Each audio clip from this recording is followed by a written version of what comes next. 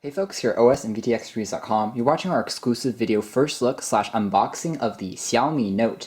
This is a phablet device with a 5.5-inch IPS display with a 720p HD resolution, and it also has an 8-core MTK6592 1.4 GHz processor. So as a octa-core processor, it's a pretty unique product because not many 8-core processors with this price tag is currently on the market. Priced at only $160, it's extremely inexpensive for unlocked phablet with these specifications. The phone has a 3,200 mAh battery, which is pretty impressive. We also have a 13 megapixel rear-facing camera and 5.0 megapixel front-facing camera. Both of them are very, very impressive as well. Again, it's a lot faster, 78% faster than the previous generation of Xiaomi devices, which is again pretty exciting. Has the Mali 450 GPU for fast performance in gaming as well. And the screen should be pretty sharp and pretty good for all your usages. You can customize the phone in different colors, and also it also can be found online at Xiaomi.com. Again, the battery life is pretty strong based on, again, looking at the capacity, which is pretty large. It is a dual SIM product, so you can actually use 2 SIM cards. It's unlocked against quad-band and GSM enabled. The phone, of course, runs on Android, has the Xiaomi interactive UI on board, which is a little bit like a mix between Android and iOS, which is pretty interesting. It also has, of course, Bluetooth, and you also have the Wi-Fi, of course, and 3G capabilities on AT&T and T-Mobile here in the States. The packaging, like all Xiaomi products, is pretty nice. It's made out of this cardboard material. It's pretty refined. I like the simplicity of it, and you can see some information about the phone on the back. Again, this product was just released a few months ago, or it's pretty much brand new. Let's take a look at what's inside the box. It's a little bit difficult to get out because of the kind of wood-like material, which is kind of grainy, so it's a little bit of resistance there. On top, we have the phone itself, which is very, very large and pretty impressive. Again, the phone comes in different colors. You can get it in white, in black, in pink, in green, and also in blue. There's also exclusive cases that you can find on Xiaomi's website. If we put the phone off to the side for a moment and take a look at the contents of the packaging here, we have access to the charger, which is again branded by Xiaomi. And again, if you don't know Xiaomi that well, they are kind of a rising company. They're produced in China, but they have a lot of rather inexpensive, budget-oriented products, but they perform extremely well, and they've been renowned for that. So they aren't a cheap clone or anything like that. They're becoming more and more popular here in the States and around the world. So they are slowly rising to the caliber of more well-known brand names like Samsung and HTC, but again, they are very much budget-oriented, but the products are quite interesting.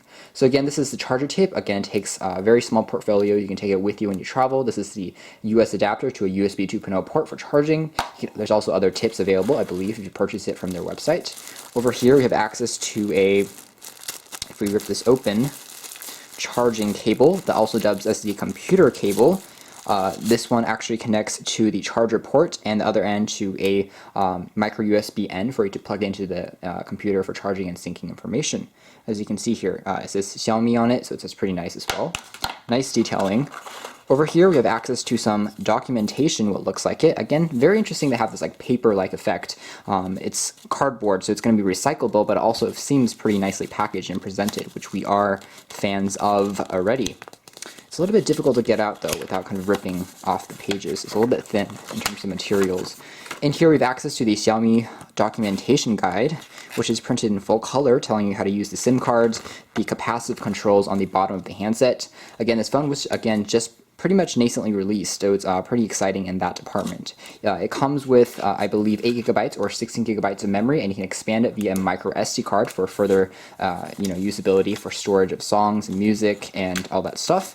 There's a warranty guide, but it's printed all in Chinese actually, so there's actually no English documentation or any other foreign language on there. Over here, with access to the battery, you just have one battery, which is extremely large. Again, at 3,200 milliamp hours, it is very, very impressive. It's orange, so it's kind of simplistic in color, nice size. Again, very hefty. So it's hopefully going to power the phablet for a long time as we're running the apps and testing it out. Again, the quad-core performance is quite impressive because we don't really see anything like that. This is probably where the battery should have been, and essentially that's it for the packaging. There's actually no, I believe, earbuds in here either. So something that's going to be lacking is the inclusion of any earbuds or headphone jacks or any accessory like that. So you have to get those by yourself, unfortunately. If we take everything off to the side, let's take a look at the phone itself now, presented right on top of the unit, and we see that we have a screen protector on board. The phone, again, just from first impression, is extremely large. It's one of the larger phablet devices at 5.5 inches. It definitely competes with the likings of Samsung Galaxy's Tab series and other devices out there in terms of screen size. Resolution at 720p is slightly behind the curve these days, but again, still should be sufficient for most people's needs. The Octa-Core processor, again, on paper should perform very, very well, but we'll have to see if it stacks up with some quad-core processors that are pretty powerful, such as the Snapdragon lineup of processors, and we'll take a closer look at its performance in games and the such after we start testing out the product. Taking a brief hardware tour first, it actually feels very solidly constructed in the hand. Again, the screen is pretty nice edge-to-edge glass. The capacitive buttons are actually red on the bottom, so that's pretty nice. The top just features the 5.0 megapixel front-facing camera, the earpiece, and the proximity sensor for dimming the screen. The sides offer the power on and off switch, the volume rocker, and also hold switch. These are a little bit thin for our taste, seems to be a little bit small, but they are pretty tactile and easy to press. The bottom features a microphone port and the micro USB for charging and syncing information, whereas the left is completely blank. The top device features additional microphone for noise cancellation and also a 3.5mm headphone jack for listening to music. We can also use stereo Bluetooth. The back is very simplistic. We just have a stereo speaker on the very left-hand edge of the product, a Mi logo, and on the very top a 13.0 megapixel autofocus camera with an LED flash. So it's pretty impressive in that department. If we wanted to take a look at peeling off again the back cover, let's see if I can do that actually. It seems to be, let's see where we actually would peel off the covers for the actual phone itself. It seems to be from the micro USB port on down here, but hopefully I'm not wrong. Let's peel this off. That cover seems to be pretty thin, but also nice durability in terms of plastic. Pretty much the same plastic you'll find on the Samsung Galaxy Tab, so not too many complaints there. Underneath the hood, again, we have the aforementioned dual SIM cards and also the micro SD card, and then we can just put in the actual battery, which again is huge, into the unit and start booting it up. So this should be pretty interesting. Let's put it in there, fits pretty nicely, and then we can close it back up. And snaps in pretty tightly, just like that, and we can finally power on the unit. It seems to not have snapped into place too well on the sides there, which is a little bit concerning. Hopefully there's not too big of an issue, but only time will tell on that. And it seems like maybe we do need to snap that into place. I'm not exactly sure. The phone isn't exactly powering on. Let me see. Can we power this on? Do we have to realign the back cover? That's a little bit annoying, but that might be necessary. Let me see.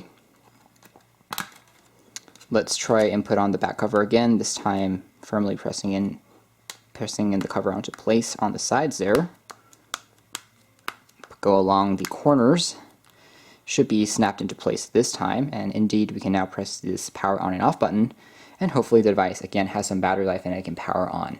And we see the Android logo. On board, the device runs on Android 4.2, but I believe it can be updated, and Xiaomi will present some updates here and there over the air. And again, Xiaomi UI has only been very recently been upgraded to the English software, so it's going to have those English capabilities, but it's going to be something kind of new. So again, it has been fully loaded, but you can see how Xiaomi UI, again, it is very reminiscent of a mix between again, Android and also iOS for the easy to see icons that you can see here. So it's very simple to use, very simplistic. You don't have a actual notification, well, you don't actually have a application drawer like on most Android products. Instead, in order to add applications, they will only be added to the home screen, very similar to iOS in that department. But you still have the ability to add widgets, which is, again, the main kind of selling point of Android. So you do have widget support, but it's just a little bit different, you know, from your traditional device. We are going to have to kind of play around with this just to kind of find out how the device actually performs in the tests, and